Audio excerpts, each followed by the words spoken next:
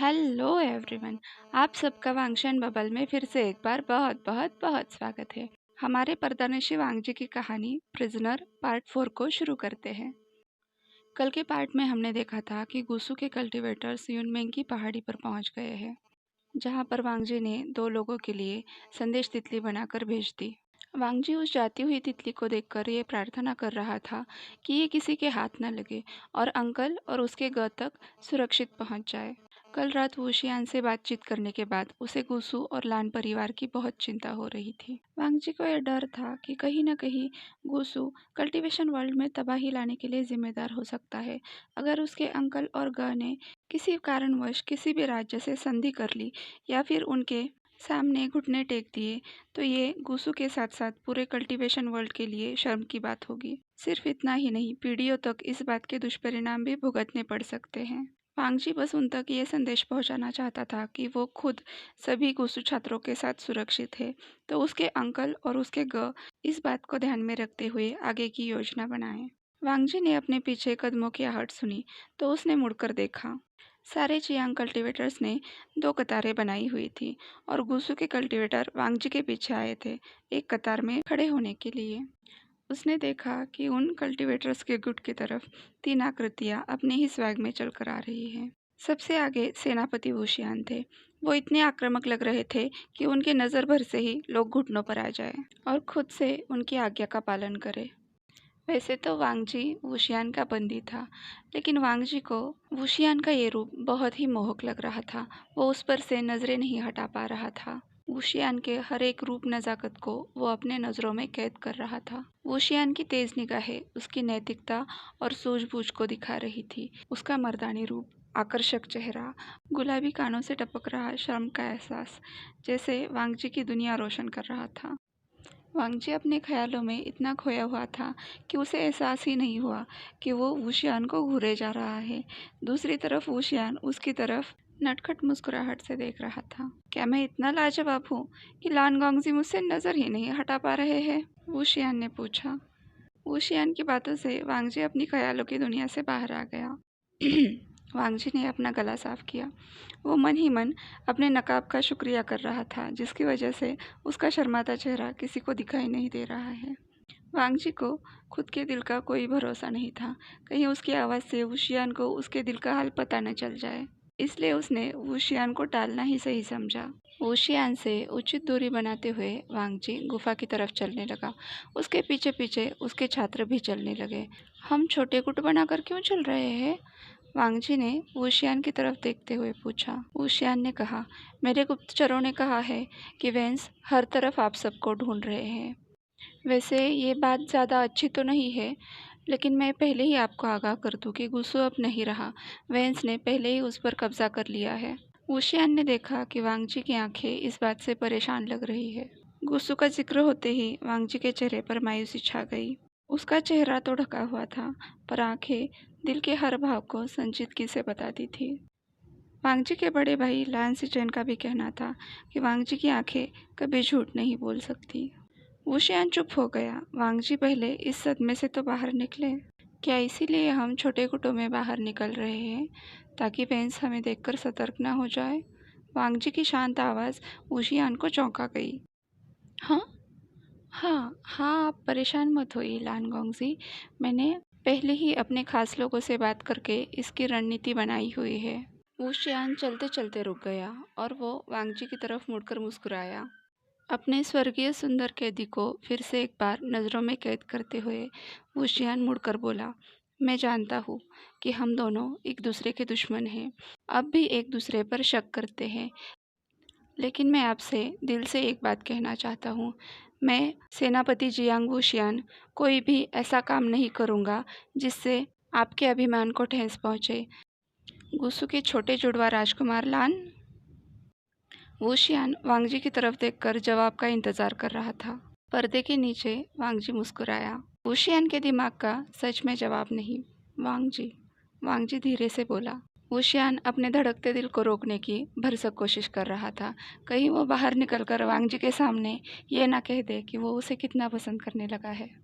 मैं सेनापति जियांग वुशियान गुसू के छोटे राजकुमार लाम वांगजी से ये वादा करता हूँ कि मैं उनके छात्रों के लिए गुसू को वापस जीत लूँगा। वुशियान ने वांगजी की फिलाइन आंखों में देखते हुए कहा। इस बात से वांगजी की धड़कनें तेज हो गई। उसे फिर से एक बार गुदगुदी का एहसास होने लगा। वुशियान से जुड़ी हर बात उसे रोमांचक एहसास करवाती थी। तभी एक बाण वांगजी और वुशियान के बीच में से गुजरा।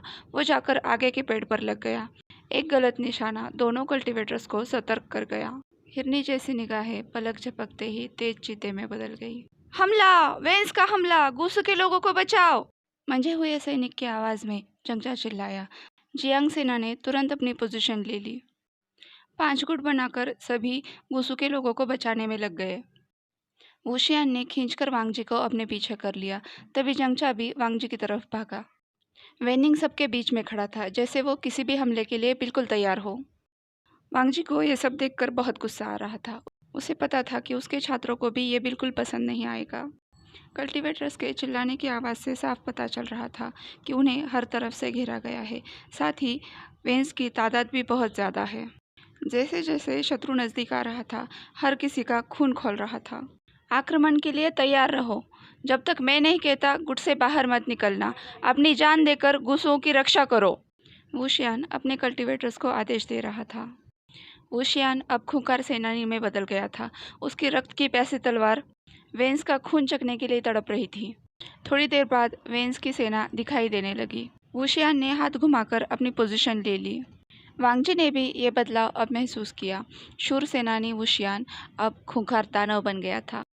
हमेशा की तरह गर्दन मोड़कर उसने तलवार घुमाई और प्रतिद्वंदी 2 टुकड़ों में कटकर जमीन पर गिर गया। सुईबियां जैसे होशावास खोकर नाच रही थी। उसकी हर अटखेली के साथ दुश्मन के अंग कट रहे थे। उनका खून बह रहा था। उनकी दूषित आत्माएं शुद्ध होने के लिए शरीर का मोह त्याग कर जा रही थी। निहत्ते गुसू कल्टीवेटर्स जियांग कल्टीवेटर्स के पीछे खड़े थे।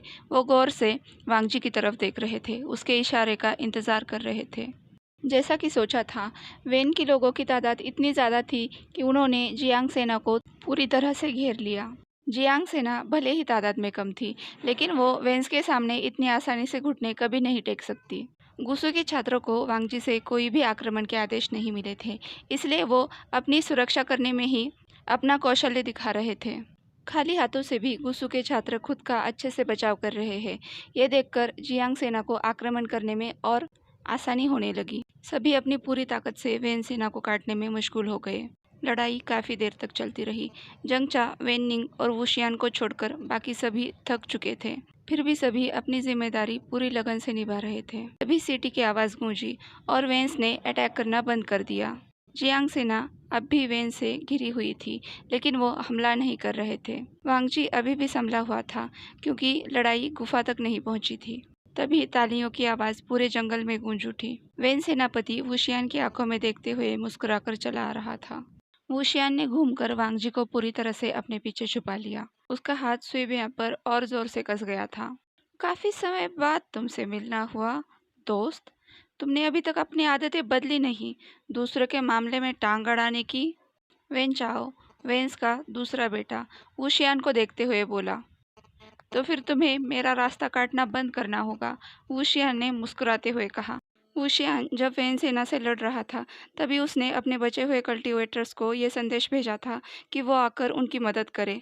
वो चाहता था कि वेन सेना उन्हें कम आकर उन पर हमला करने की कोशिश करे। उनकी रणनीति यही थी कि वो बेखबर वेन सेना पर हमला करके उन्हें नेस्तनाबूद करे। वैसे भी वेन चाओ तो इतना मूर्ख था कि वो वुशियान की बातों में आसानी से आ जाता है। वेन चाओ ने कहा, अपने आप को इतना महान सेनानी समझते हो तो चलो 2-2 हाथ हो जाए, कोई हमारे बीच नहीं आएगा। ये लड़ाई मेरे और इस घमंडी के बीच होगी। आज इसका घमंड मैं चूर चूर कर दूंगा। वेन चाओ ने तलवार घुमाकर वुशियान पर हमला किया, लेकिन वुशियान ने उसे रोकते हुए उसके पेट में जोर से लात मारी। वेन चाओ पीछे फिसलकर अपने घुटनों पर आ गया, लेकिन तुरंत खड़े होते हुए वो चिल्लाकर फिर से वुशियान पर हमला करने के लिए दौड़ पड़ा। वुशियान ने लगातार हमला करते हुए वेन चाओ को खून से नहला दिया, लेकिन इस लड़ाई में वो ये बात भूल गया कि उसने आक्रामकता में वांगजी को थोड़ा पीछे छोड़ दिया है। वांगजी भी वुशियान के हाथ में नाचती हुई सुईबियान को देखने में मगन हो गया था। एकाएक उसने महसूस किया कि उसके कमर पर कोई ठंडी तलवार रखे हुए है। वांगजी ने मुड़कर देखा तो वेनशु उसे लालच भरी निगाह से देख रहा था। जंगचा वांगजी की मदद के लिए दौड़ा, लेकिन वेंझुलियो ने उसका रास्ता रोक लिया। गुसु के छात्र वांगजी की मदद के लिए जाना चाहते थे, लेकिन उन्हें वेनिंग और बाकी कल्टीवेटर्स ने रोक लिया। कैसे हो अरलान? वेंशु ने कहा। वांगजी उसके तरफ देख रहा था। उसके चेहरे पर ना ही डर था, ना ही चिंता। निडर वांगजी को देखकर वेंशु मुस्कुराया। उसकी तलवार वांगजी के कमर से होती हुई उसके चेहरे तक पहुंची। अब वेंशु की तलवार की नोक वांगजी के नकाब की डोरी पर थी। आज के लिए बस इतना ही। आपसे कल मिलती हूँ। तब तक के लिए अपना ख्याल रखिए। मेरे वीडियो को लाइक, शेयर एंड कमेंट कीजिए। इस चैनल को सब्सक्राइब कीजिए और वांगशन बबल में खुश रहिए। Thank you.